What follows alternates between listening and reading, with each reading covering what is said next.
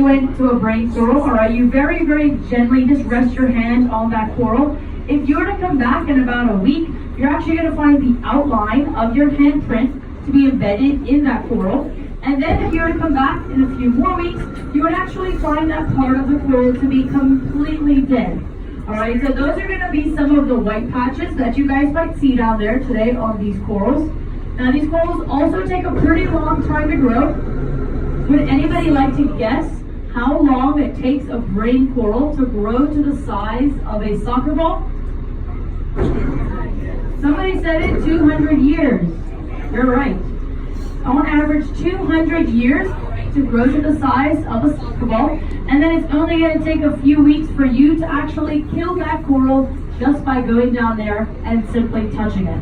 Alright, so because of this, obviously the conservation of our coral is very, very important, and this is definitely something that we do take seriously here in Bermuda. That's why we've only lost about 11%, whereas other places around the world are on much higher numbers, and that's strictly due to a lack of rules and regulations in place to protect all of this stuff.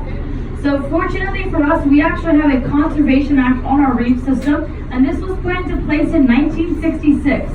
Alright, one of these laws states that if you were to go down there and touch, take, or break any of this coral, you can actually receive up to a $10,000 fine. Alright, just for touching a coral.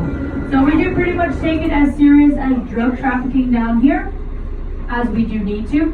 But one of the reasons that we actually want to conserve this coral, they actually account for 2/3 of the ocean's oxygen, and the ocean accounts for 50% of the Earth's oxygen.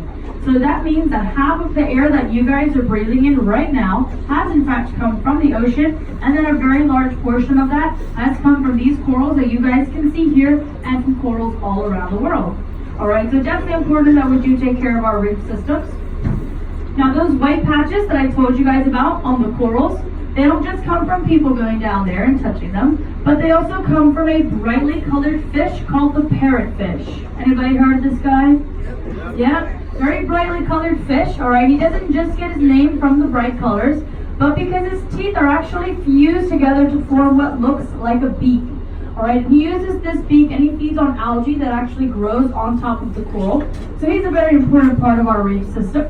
Now another reason why he's so important is because when he's actually feeding on that algae off of the corals, he will scrape off some pieces of rock as well. That rock will then go through the parrotfish, it will get crushed up, and it will come out the other end as poop, yeah. Crushed up rock? Sand, there you go. One average parrotfish is responsible for excreting up to 1 ton of sand in its lifetime.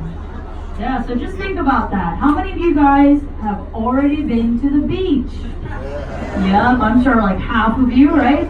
Yeah, you guys went to the beach yesterday, you were rolling around in it, wiggling all your toes in it, maybe you buried yourself in it.